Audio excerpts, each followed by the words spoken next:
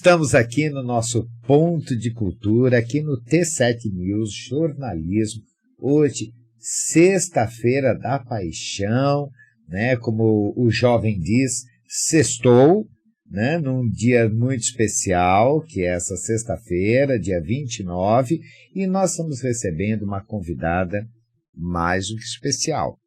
Quando você quer saber sobre cultura, sobre arte, é Lani Guild, e é ela a nossa convidada de hoje do nosso Ponto de Cultura. Boa tarde, Lani, tudo bem? Boa tarde, Dimas, obrigada pelo convite mais uma vez, é um prazer estar aqui batendo esse papo com você e todo o seu público. Olha, é uma maravilha, eu e a Lani nos conhecemos há muito tempo. A Lani, ela é uma referência na arte e na cultura. Eu me lembro que quando eu estava na Secretaria de Cultura, falavam para mim, não, isso tem que falar com a Lani.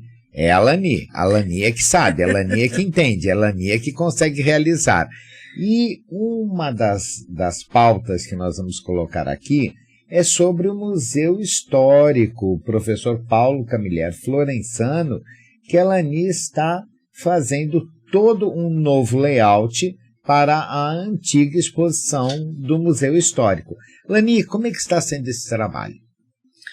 Bom, na verdade é um trabalho que a gente já imaginava fazer há alguns anos, né? Porque tinha toda uma expografia que até era de vanguarda para a época, né? Elaborada pela professora Maria Morgado e tudo mais. Só que era de madeira e o cupim, né? Lá tem um problema assim, sério de cupim, de solo, então... Aliás, vou até falar uma coisa, né? Gente, Taubaté não é a terra da grávida, não. Acima disso é a terra do cupim, porque é o grande fantasma, né? Sim, e lá é um solo de tufa, então teve sérios problemas, inclusive tiveram que tocar todo o piso e tudo mais, né?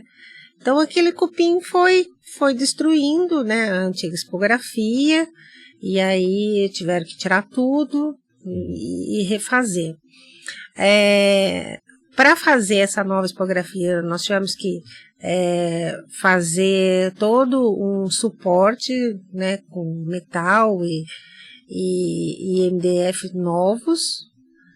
E agora nós estamos montando em cima da história de Taubaté para poder abrigar algumas imagens, tal, que nós estamos colhendo. Na verdade, a gente não vai conseguir concluir agora de primo, né, toda a expografia inteira do Museu Histórico. Nós vamos fazer pelo menos a história nos painéis, e depois nós vamos arrumar a questão da expografia do mobiliário e das peças, numa segunda etapa, né? Nossa ideia, né, se tudo der certo, é que a gente consiga, até o próximo ano, colocar alguma coisa informatizada, para que a pesquisa possa ir se aprofundando, né? Porque hoje o jovem precisa dessa ferramenta. É verdade. Né? Então, temos que começar de alguma maneira. Claro, né? Claro, mas isso é importante, porque é o pontapé inicial.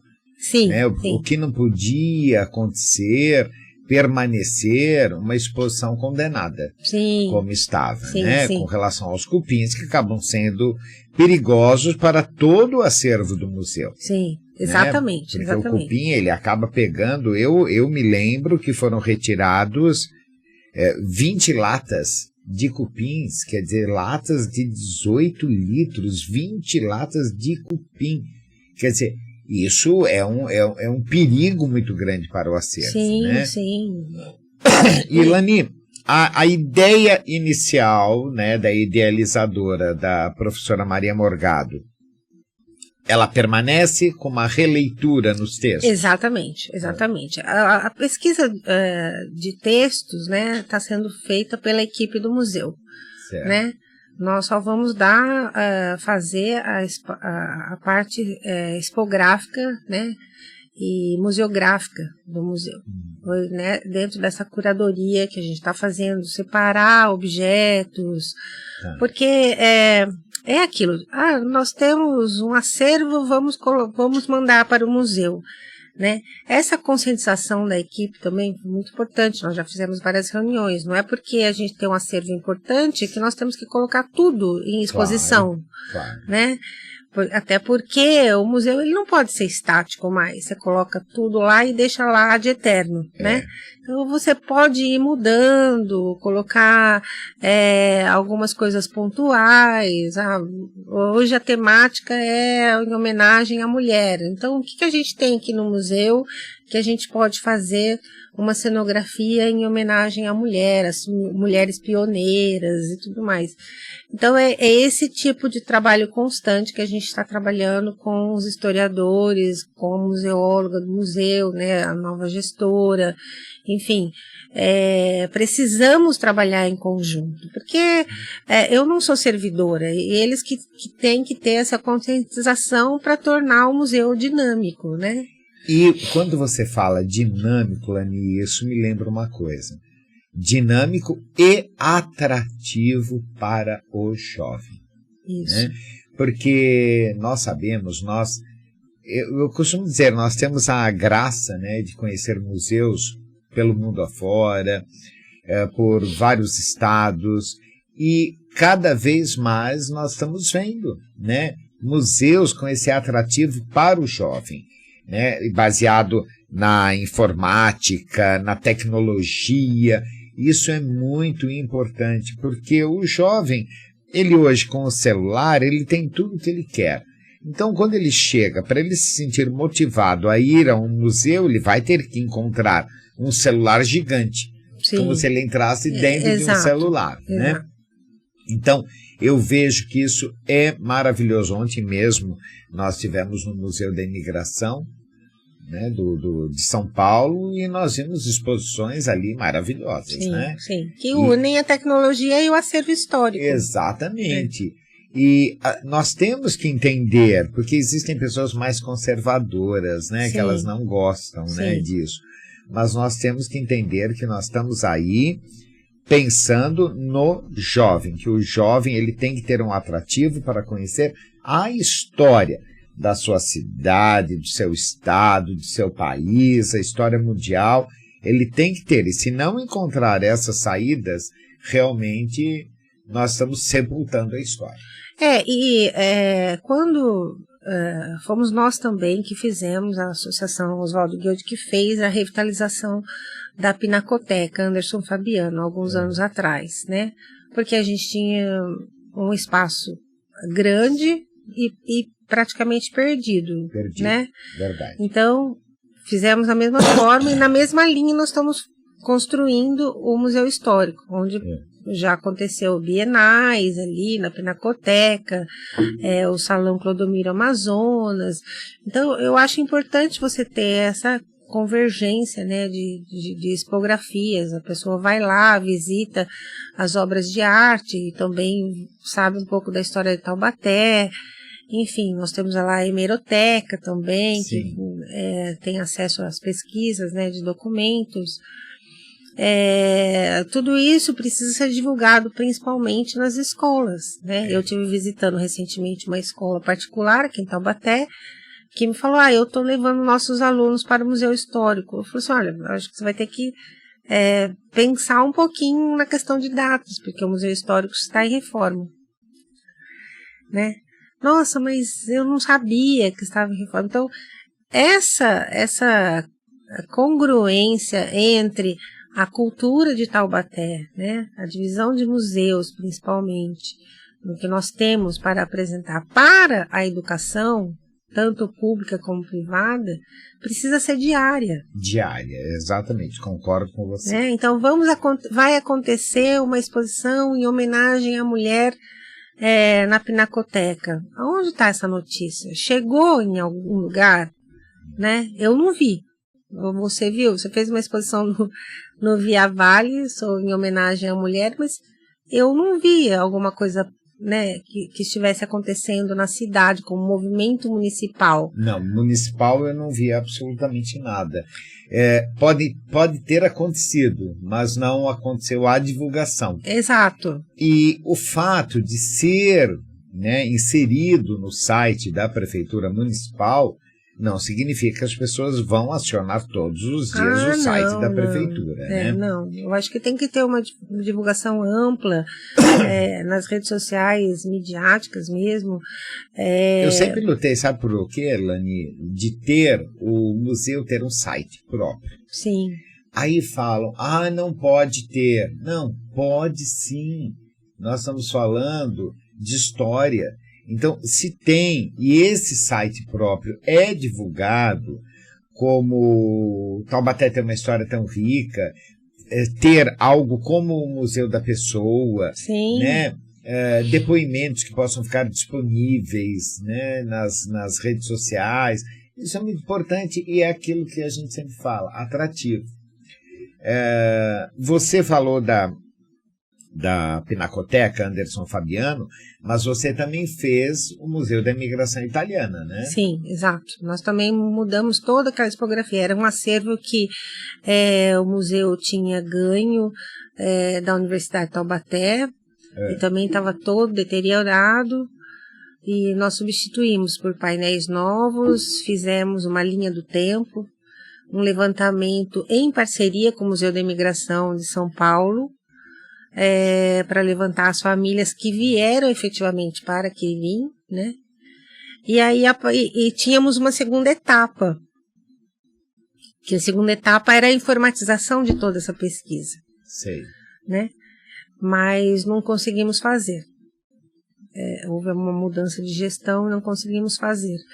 E essa parceria que nós fizemos entre o Museu de Quiririm e o Museu da Imigração foi assim, extremamente coordenada, porque eles disponibilizavam, inclusive na época, se vocês quiserem informatizar e colocar links com o museu, né, nós estamos dispostos a ajudar, tal, porque a gente percebeu que depois que nós fizemos a tipografia do Museu de Quiririm, muita gente foi lá procurar e falou, minha família está aqui, como que eu faço para descobrir? A gente queria fazer alguma coisa assim, que a pessoa fosse lá, visse o nome da sua família, levantasse ali quem era e imprimisse um certificado, alguma coisa assim, sabe? Não era nada muito elaborado, mas pelo menos um registro, claro, de que eu estive aqui e descobri a minha família, né, que veio para esse local. Até porque a gente o Museu de Quiririm fica ao lado de um restaurante muito visitado. Exato. Né? E também eu ouvi dizer, né, comentaram que é o museu mais visitado de Taubaté, né, o da imigração, tirando o Monteiro Lobato, né, o sítio, né, mas talvez ele venha em segundo lugar, pela situação geográfica sim. que ele tem. O sítio ainda é o museu mais visitado de Taubaté, mas a questão do segmento né? Inclusive, o dado que a gente tem pelo Museu da Imigração Italiana de São Paulo, né? O Museu de Quiririm seria o segundo museu do segmento mais visitado do estado. Que maravilha. Então, a gente fica muito feliz de fazer esse trabalho, claro, né? E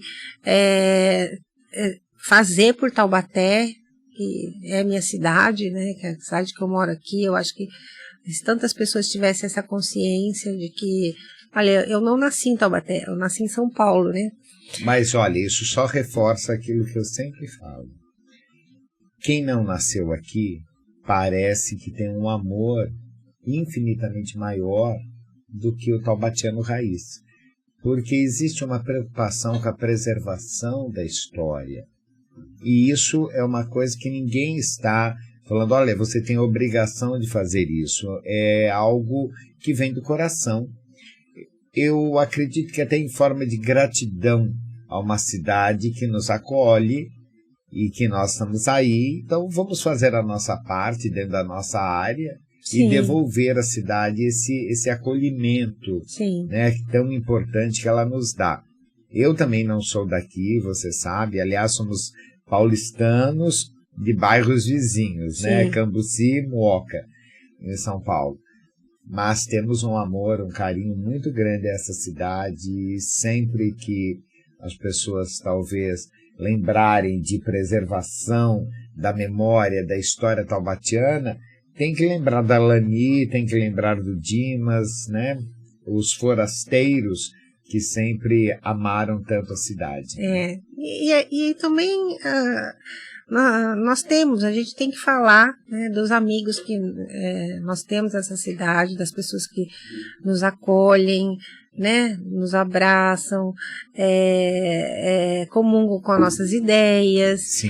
Então, tudo isso faz com que o amor pela cidade aumente, né? É verdade. Né? A gente tem que lembrar dessas pessoas, né?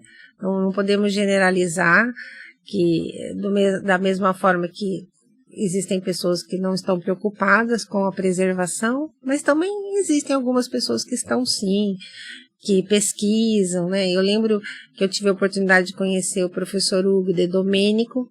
Sim. E que ele fez o primeiro dicionário Tupi-Guarani. É verdade, né? É verdade. E o professor Hugo era amigo do meu pai e tudo mais, e ele falava assim para mim, leve um exemplar desse do meu livro lá para o Pará, né? Então, quando eu comecei a folhear o livro dele, eu nem ia tanto para Belém como vou agora, né? Eu falei, gente, eu imagino o trabalho que esse homem... E ele era médico, né? Ele era médico. Ele fazia aquilo como hobby, porque ele amava. Quanto tempo esse homem perdeu fazendo aquele dicionário? Verdade. É o mesmo caso do professor Herculano, né? Sim. Que médico também, ortopedista, e se dedicou a vida inteira à criação do Museu de História Natural.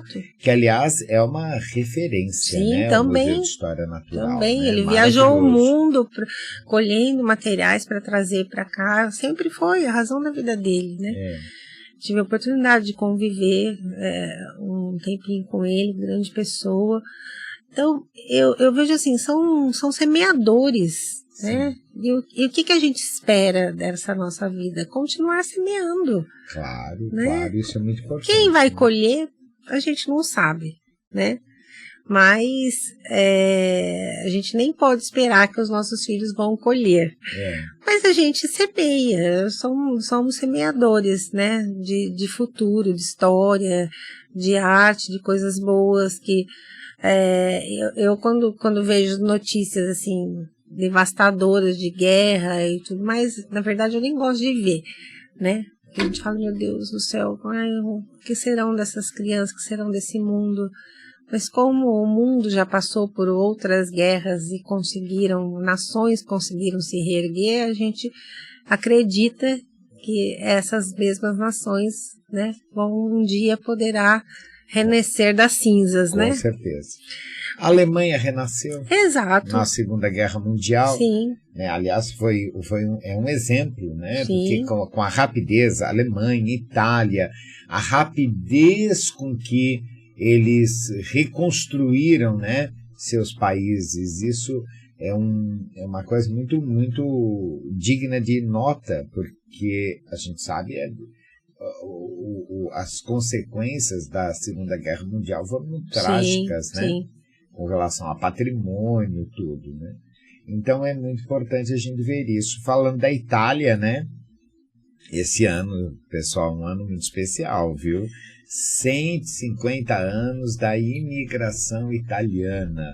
Verdade. E é como a gente costuma dizer, o Brasil sempre esteve de porteiras abertas, né, para todos os povos. Mas o italiano chegou, conquistou e deixou uma marca, né, Lani? Sim. Porque dificilmente, hoje em dia, os costumes italianos confundem-se com os costumes brasileiros. Ah, sim. Inclusive na gastronomia, Nossa, né? Principalmente, né? Nós temos aqui o quiririm, nós estamos falando do quiririm, meu Deus. É verdade. Então, é tão importante isso, essa preservação, e festejar esses 150 anos e levar ao conhecimento também do jovem o que foi essa epopeia, né? Você pensa, Hoje, um jovem sai do Brasil, vai estudar no Canadá, vai estudar na Inglaterra, nos Estados Unidos, mas é um outro universo, ele vai totalmente alicerçado, Sim. não é verdade? Sim. Né? E naquela época, uma pessoa vir para o Brasil num navio muito mal acomodado, chegar aqui e, de repente, o que eu vou fazer da vida? Vou para a plantação, vou para a lavoura, muito diferente. Então nós temos que ter um respeito muito grande a esse povo italiano que veio e ajudou a construir no Brasil, né, um Brasil naquele período pós-escravidão, recém-libertos os cativos, e o italiano fez essa mudança, né, geral no nosso país. Nós somos descendentes de italianos, então é tão bonito, tenho muito orgulho deles. Sim, e também. Qual é a programação para 2024 nos 150 anos? Bom, nós estamos trabalhando num documentário, né, sobre esses 150 anos. Ontem nós já estivemos em São Paulo gravando, lá no Museu da Imigração, né? Ficamos sabendo que mais de 1 milhão de italianos vieram, né? Que, na verdade, 800 mil estão registrados na hospedaria, mas a projeção é mais de 1 milhão que vieram para São Paulo. Sim. E gente, hein? É muita gente, é muita gente. Isso lembrando, viu, pessoal? Nós estamos falando do final do século XIX. É muita coisa. É muita gente. Então, nós estamos trabalhando nesse documentário e vamos promover também uma exposição, né, conjunta, para que ela seja lançado aqui em Taubaté, seja lançado em São Paulo e possivelmente em Belém. Né? Então, nós estamos com essas 3 vertentes aí, em cima desses 150 anos. Nós temos 2 escritores também que já têm livros publicados sobre os 120 anos da imigração, e eles querem participar desse projeto agora para fazer uma atualização desses seus livros, que essas pessoas continuaram pesquisando, né? Então, a gente acredita que nós teremos aí um acervo, né, muito, muito rico, muito rico, para dar continuidade. A equipe que está trabalhando, que inclusive você faz parte, né, com muito orgulho. Com muito orgulho, é uma equipe extremamente competente, extremamente coesa, historiadores, pesquisadores. Já é uma equipe que trabalha comigo já há muitos anos, que eu conheço há muitos anos, são pessoas sérias. E eu acredito que a comunidade italiana, principalmente aqui de Taubaté, vai ficar muito feliz com o resultado. E é uma coisa, né, Lani, que é uma data tão importante que abriu-se esse leque, né, para mostrar a história da imigração italiana no nosso país. Isso é muito importante. Não fazer algo regional, mas sim nacional, mostrando, porque ontem, durante a entrevista, muita coisa para mim foi novidade. Dos italianos, deles irem para o Espírito Santo. Fevereiro, né? Eles desembarcaram no navio Santa Sofia em fevereiro. Exatamente. Olha, Espírito Santo, quem é que poderia imaginar? Depois vai para São Paulo, de São Paulo para as fazendas de café, cana-de-açúcar, e também subsidiados pelo governo italiano, né, que eu não sabia. Hoje foi o assunto até da conversa com a minha mãe, né, no telefone. Eu falei, a senhora sabia isso, assim? E ela também não sabia. Então, porque eles vinham para cá, falaram, vai ter um navio que vai para São Paulo. Como eles estavam, assim, numa situação de miséria, né? Inclusive, para sair de lá, eles tinham que assinar um documento que eles estavam em situação de miséria.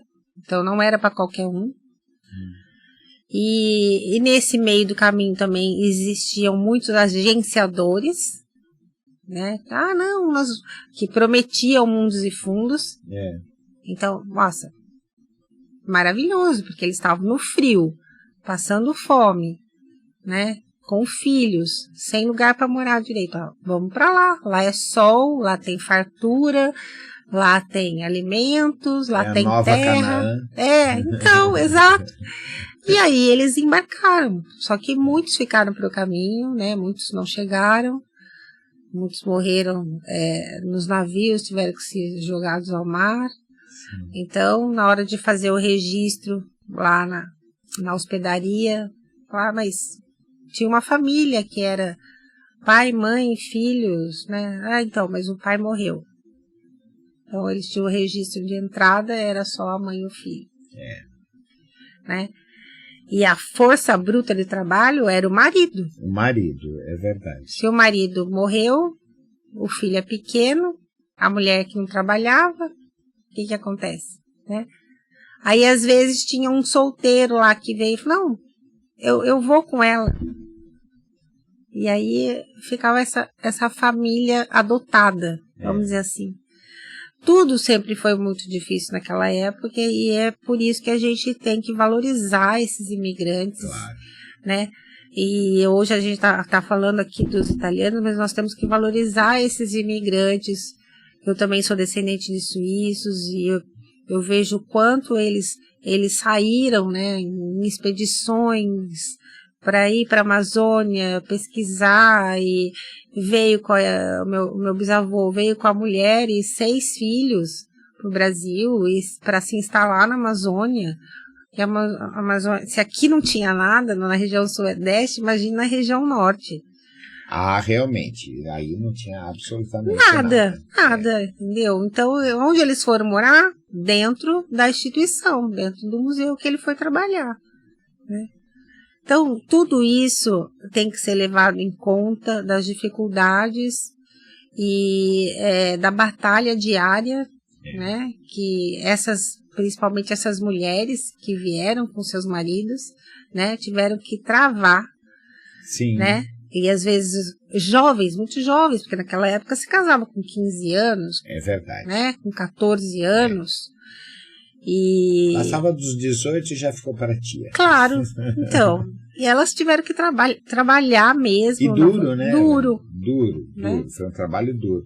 Você estava falando dos suíços. Os suíços, eles chegaram no Brasil ainda durante a escravidão. Sim. E tiveram um problema muito sério, né? Porque, na verdade, foram praticamente enganados. Sim. E chegaram aqui, né? Porque eu estou fazendo uma pesquisa sobre o senador Vergueiro. O plano dele era clarear o Brasil para que, num certo período de décadas, o Brasil não tivesse mais negros.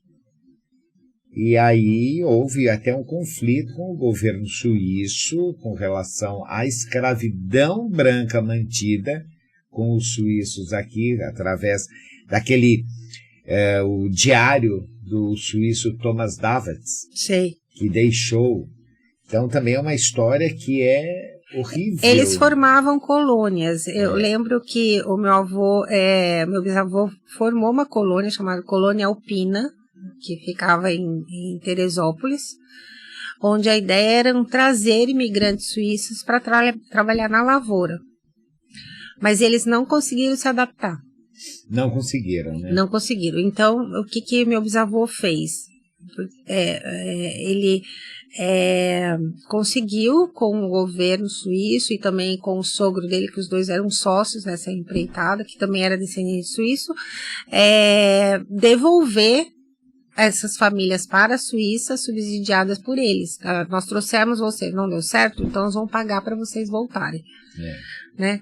Então, pelo menos, eles não ficavam assim, perdidos aqui no Brasil. Quem quisesse voltar tinha essa possibilidade. Que é o que você fala, tipo, uma escravidão branca. Né? Também tinha uns problemas, que quando ele chegou aqui, muitos negros trabalhavam nas fazendas, né? Que eles foram morar em Teresópolis, lá no Rio. Então, ele resolveu comprar a alforria, né, desses escravos, e eles não queriam ir embora das suas casas, da fazenda. Escravos, não queriam ir embora. Então, eles ganhavam um salário e continuavam trabalhando lá. Né? com essa prática, um escravo começou a falar para o outro, você tem que trabalhar na casa de fulano porque ele vai te dar euforia, mas para onde eu vou? Não, você pode ficar lá mesmo. Então, indiretamente, ele tinha uma mão de obra, né, assalariada, mas que, na verdade, eram ex-escravos. Exatamente. Né? Se quiser ir embora, você pode ir embora, mas para onde que eu vou? E no ritmo, né? No ritmo, porque não é porque é assalariado, viu, pessoal?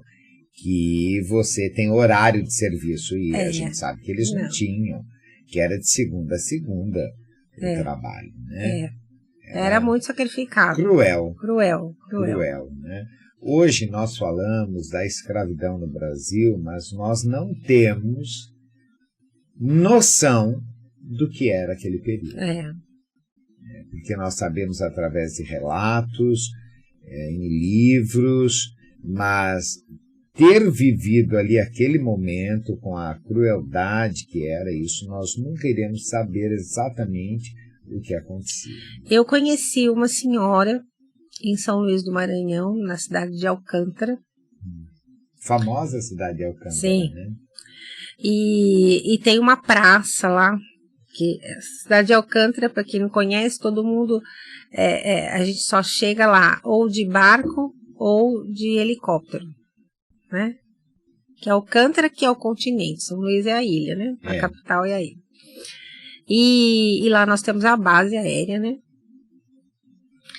E é uma cidade que parou no século XVIII, muitas ruínas e tudo mais.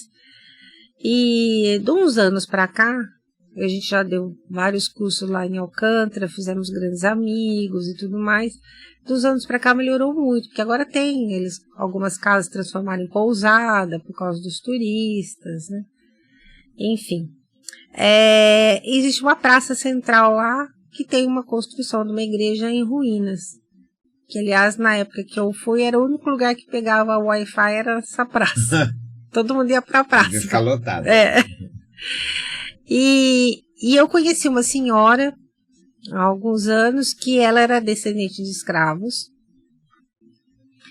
E diz que a primeira ação, quando teve a libertação dos escravos, foi derrubar o Pelourinho, né? Que era um marco que ficava ali naquela praça. Só que derrubaram, como era muito alto, derrubaram e quebraram ele em duas partes. Então, enquanto estava arrastando aquela pedra gigantesca para um outro lugar, né? Um outro grupo de escravos pegou a outra parte, né? E escondeu, para que nunca fosse levantado de novo, porque o medo deles era grudar as duas partes e levantar-se de novo, né, aquele marco, né, escravagista. E aí, antes dela morrer, porque todo mundo ficou procurando, cadê outra parte, né? E antes dela morrer, ela contou para um historiador de lá, que era amigo, né, aonde estava escondido, onde estava enterrado. E aí, depois de muitos anos, hoje ele é diretor do Museu Histórico lá, e ele contou que aonde estava. Então, aquele pedaço de pedra hoje está no museu. Mas ficou escondido durante muito tempo. É mesmo.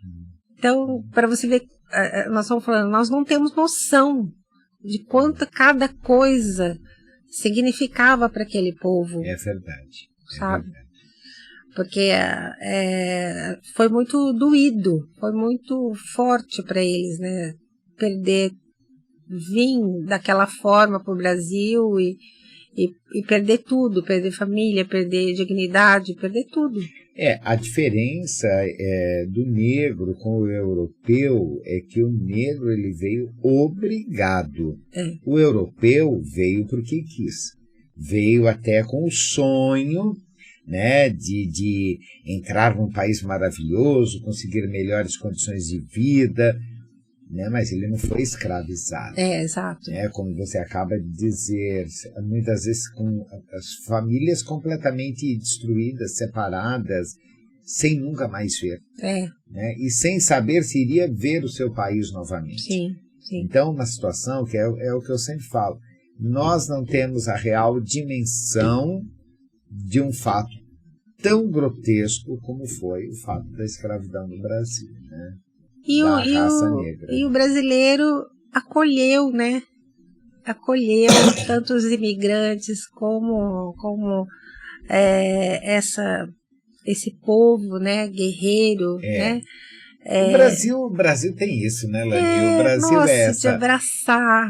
Essa mistura, né, de costumes, de tradições. Eu sempre costumo dizer que o Brasil, quando a gente conhece de norte a sul do Brasil, você vai encontrar vários países diferentes dentro de um só chamado Brasil. Né?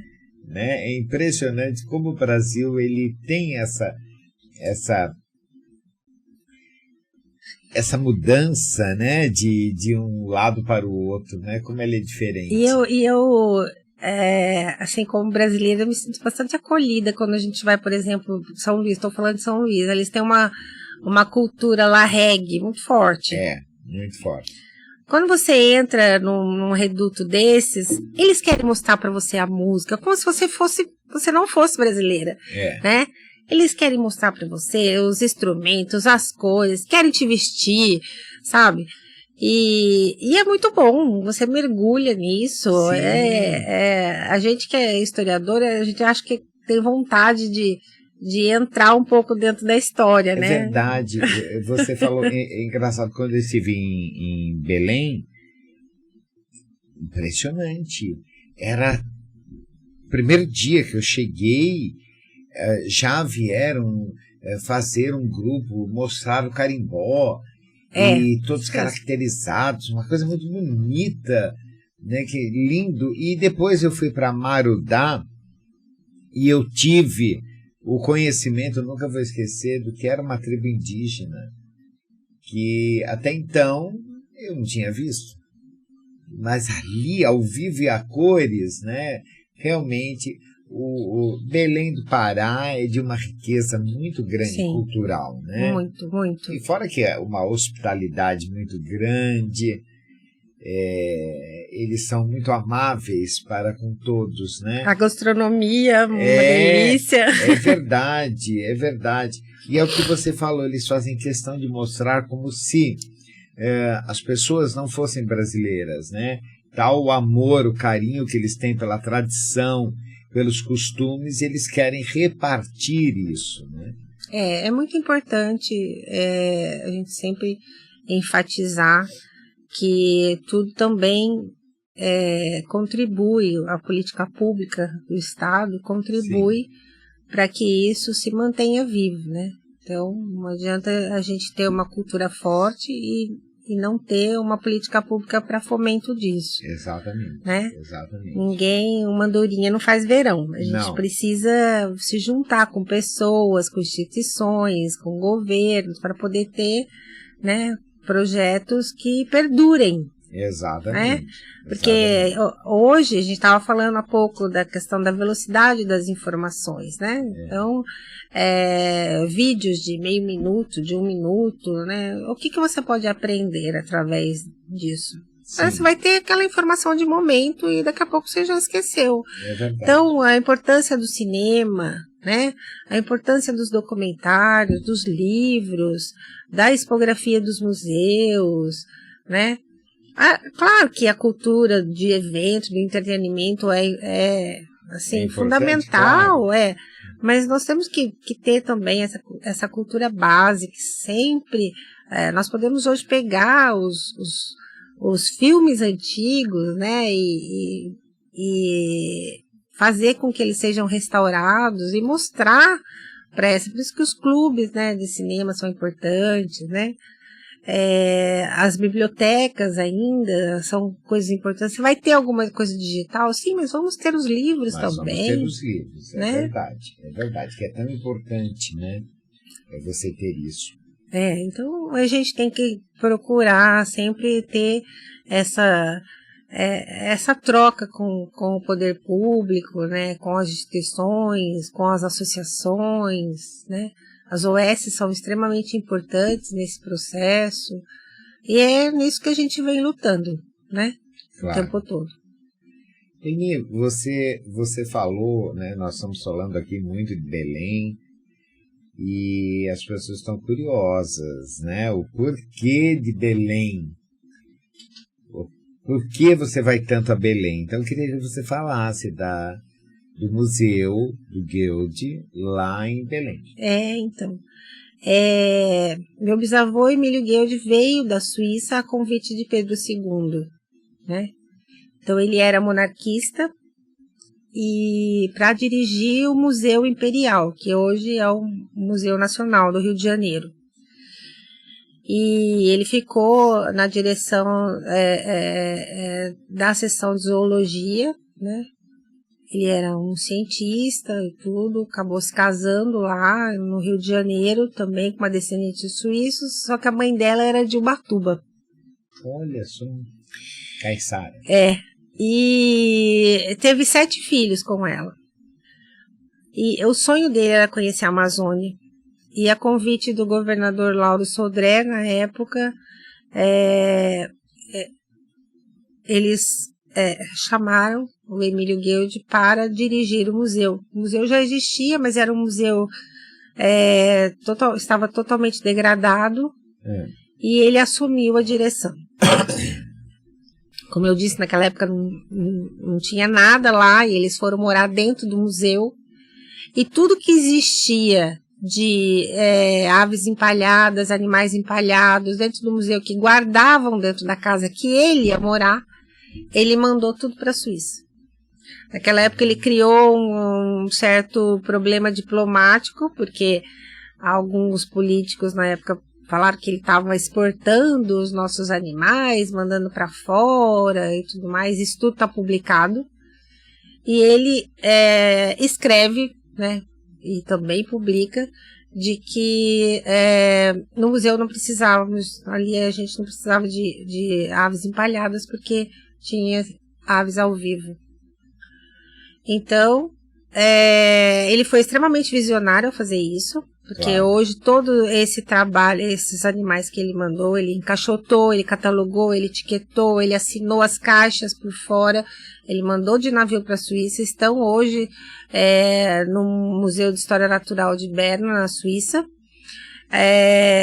em espaço em reservas técnicas a 3 andares do solo, né? E totalmente assim, uma ordem perfeita, porque quando eu fui visitar, eu fiquei impressionada, parecia que os passarinhos estavam todos dormindo na gaveta. Que gracinha.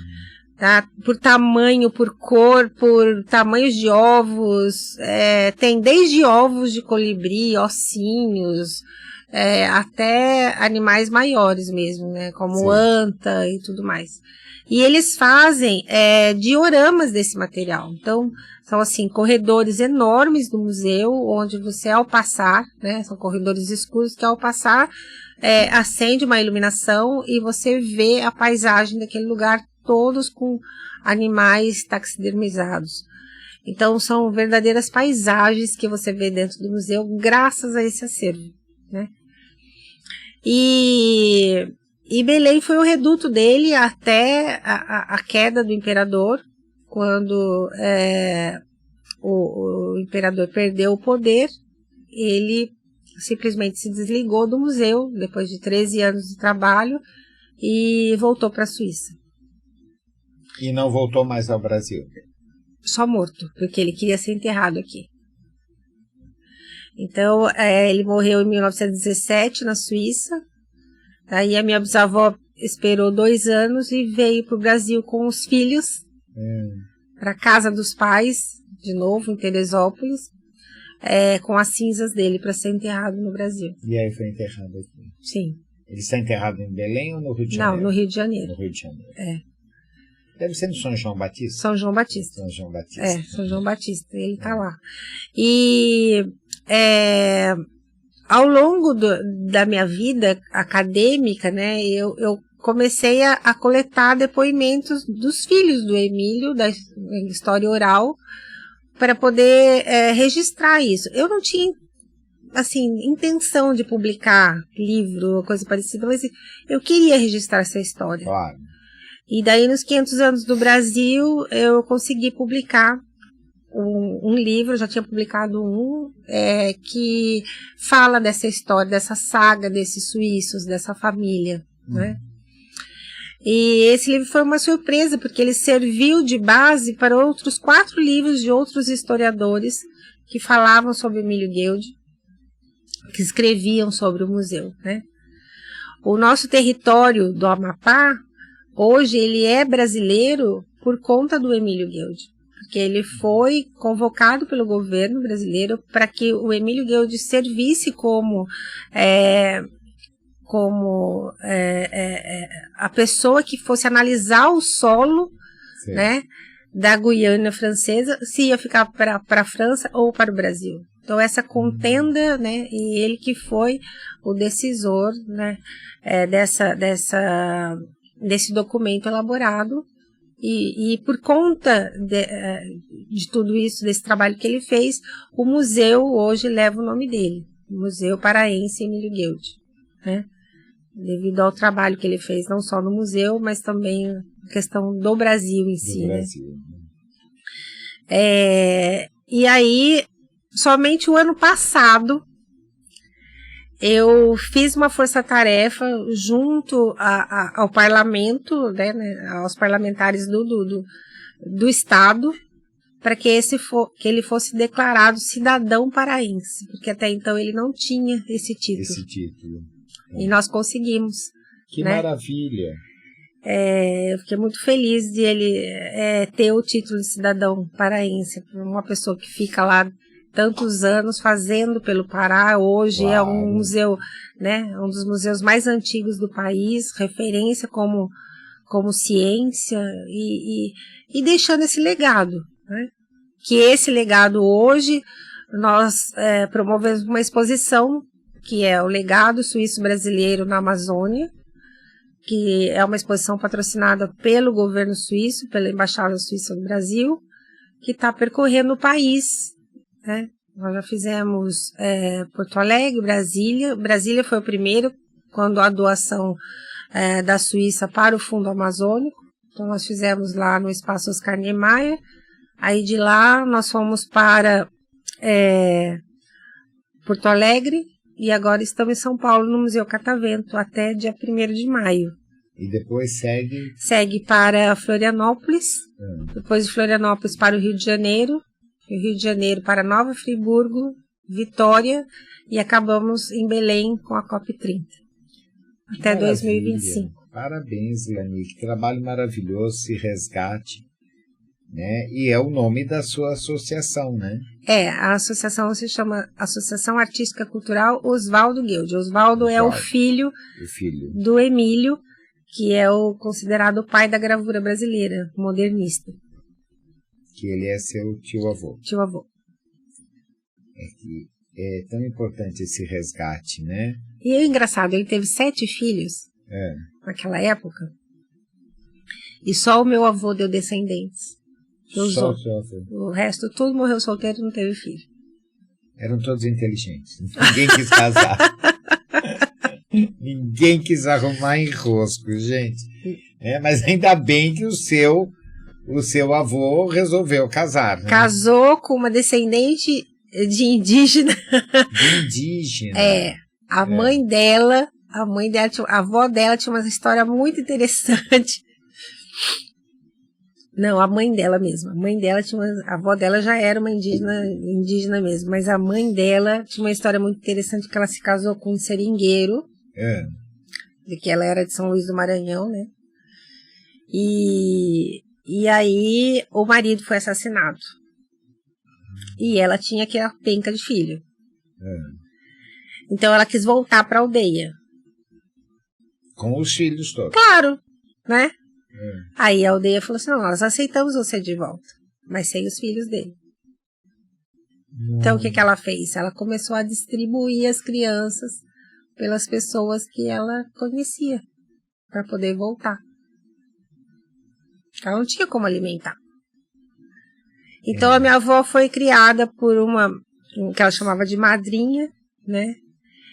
Que era uma senhora que trabalhava numa fazenda.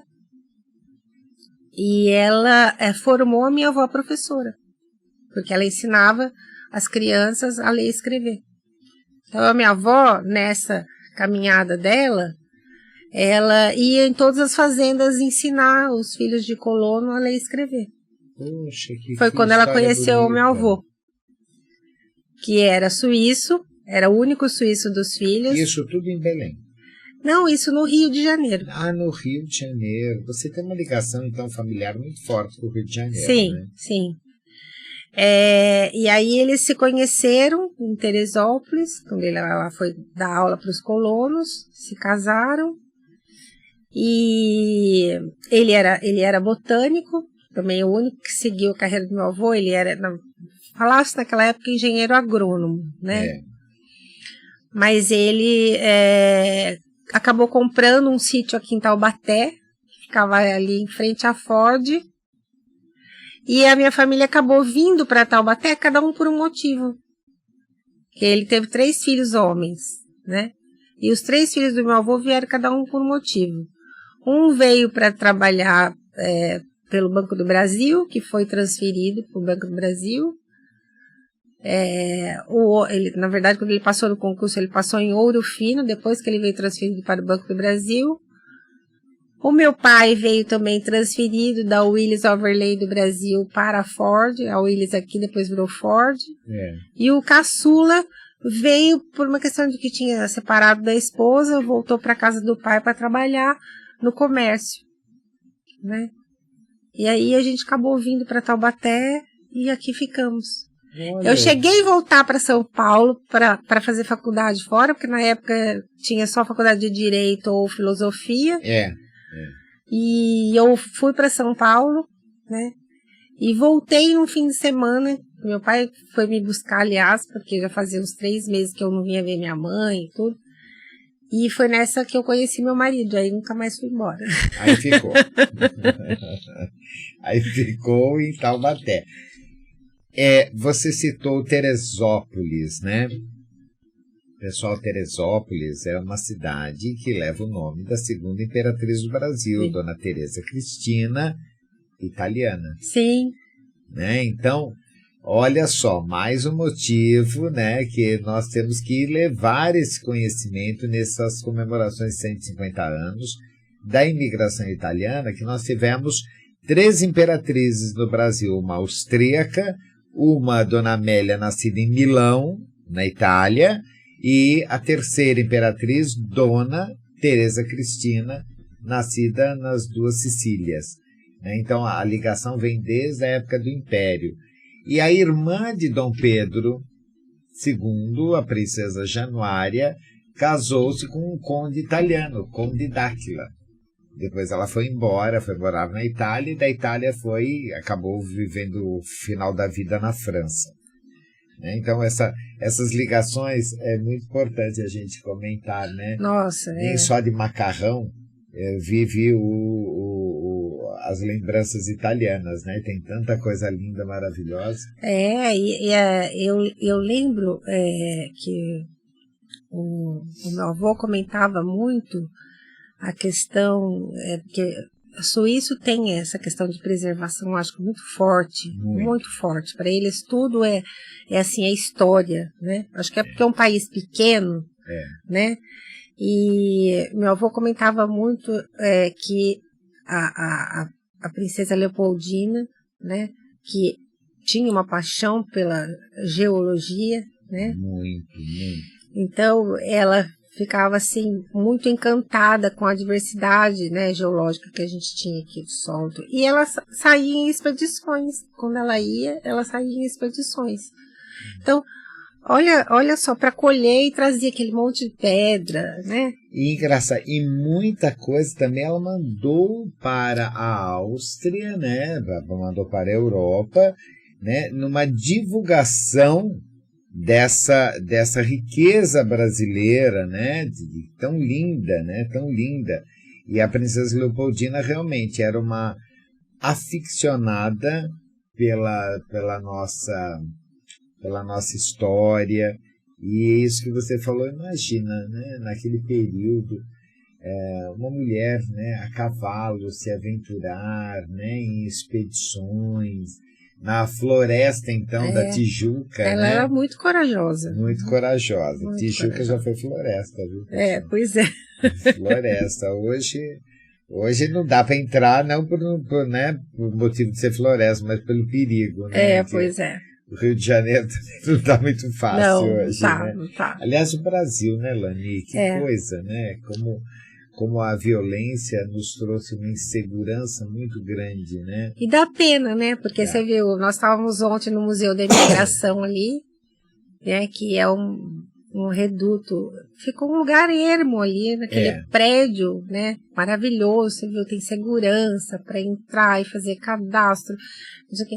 Tudo isso que antes você poderia entrar livremente, né? Sim. Um espaço maravilhoso, gozar daquele jardim, tudo gradeado. Não sei, a gente ainda tem o privilégio de morar no interior e ainda, né? Nós vamos lá, desfrutamos do lugar, e depois voltamos para nossa cidade. Voltamos para a roça, né? Porque pessoal, olha, loucura São Paulo, aquele trânsito o tempo todo, congestionamento, e quando a gente volta, que delícia que delícia, né, Lani? Delícia. Meu Deus, hoje quando eu levantei escutando pássaros, tudo, falei, nossa, estou no paraíso?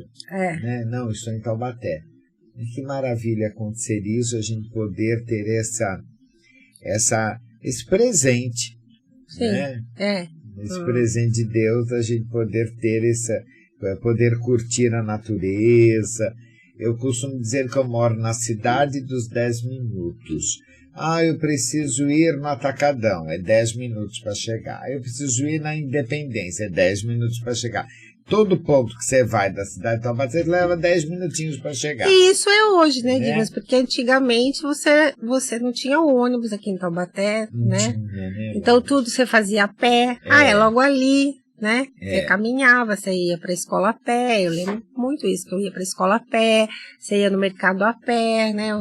Era uma cidade... gente andava muito, né? Então, mas... E não a cansava. gente não cansava, a gente não sentia. Né? Não sentia nada. Então, esse deslocamento que a gente faz em São Paulo é cruel. Cruel. Né?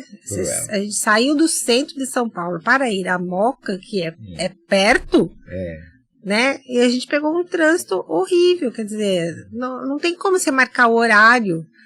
Eu vou estar aí tantas horas. Não tem como, porque você pega um trânsito que, pronto. E quando você olha, por exemplo, nós estávamos com uma gravação às 10, outra às 15, quer dizer, sem Taubaté, você tem um tempo ocioso muito grande, né, do término de uma gravação para o início de outra. Lá não, fica tudo em cima, né? Se bobear, você tem que ir almoçar correndo, porque você não tem tempo, porque você tem que... Porque lá...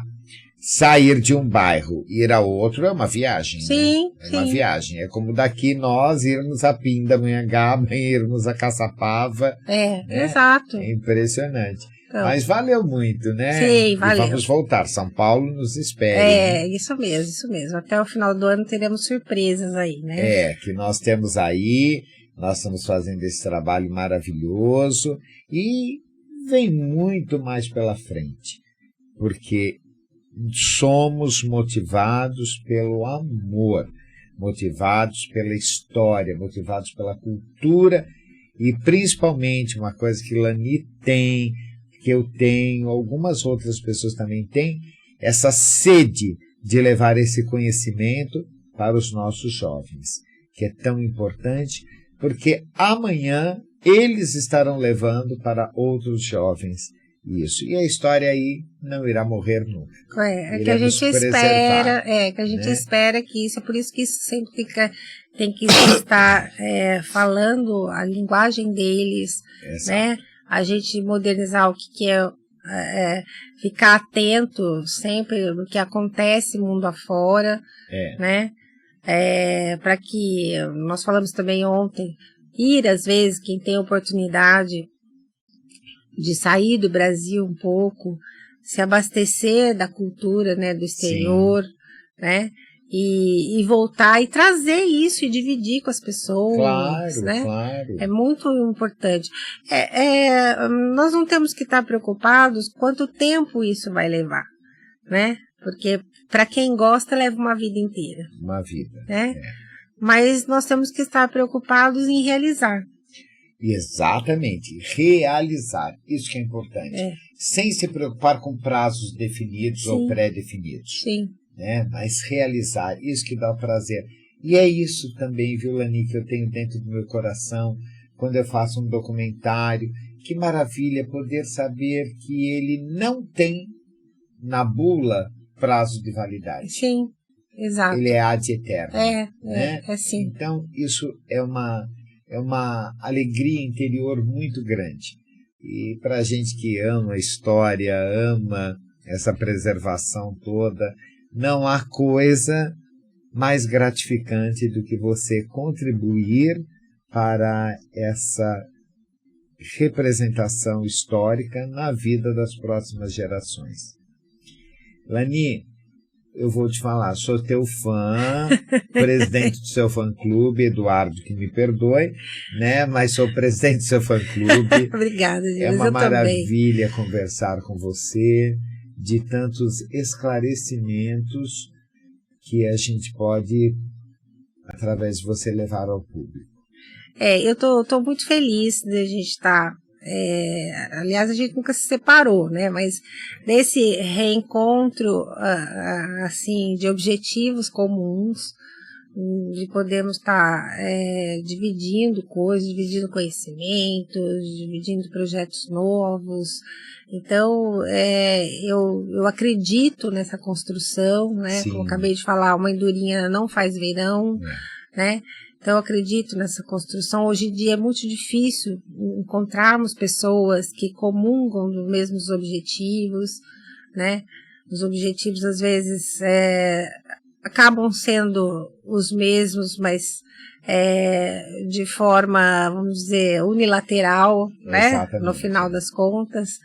Então, quando a gente encontra uma pessoa assim, eu acho que é importante para o resultado que teremos.